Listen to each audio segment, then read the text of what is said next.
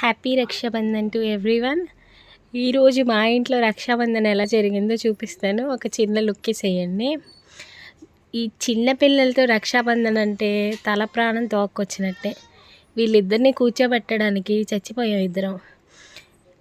ఆమెను రాఖీ కట్టమంటే అలా ఉరిమి చేస్తుంది వాళ్ళ అన్నయ్యకి వెళ్ళి. బొట్టు పెట్టడానికి ఒక గంట, రాఖీ కట్టడానికి ఇంకో గంట, ఫైనల్లీ స్వీట్ పెట్టమంటే దాని ఎక్స్ప్రెషన్ చూడండి ఎలా ఉందో.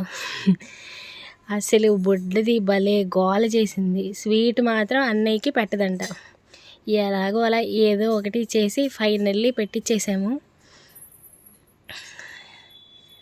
ఆ స్వీట్ తిన్నాక ఇంకేముంది, అక్షింతలు వేయాలి కదా. ఆ అక్షింతల ప్రోగ్రాం ఎలా ఉంటుందంటే ఇలా ఉంది. మా ఆయనకైతే మెంటలు వచ్చేసింది.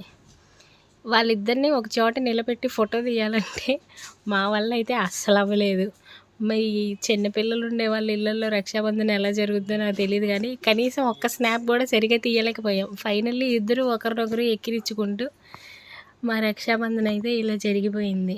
మా బుడ్డ ఆలోచించి స్వీట్ ఎవరికి పెట్టకపోతే తంతారేమో అని ఫైనల్లీ వాళ్ళ నాన్నకి స్వీట్ పెట్టేసింది. స్వీట్ పెట్టేసిన తర్వాత ఇది కొంచెం సవ్యంగా జరిగిన రక్షాబంధన్ అండి. ఇది పర్వాలా, కూర్చున్నారు, ఫోటోకి సహకరించారు. బట్ ఈ ఫోటోలు తీయడానికి కూడా తల ప్రాణం పోయింది.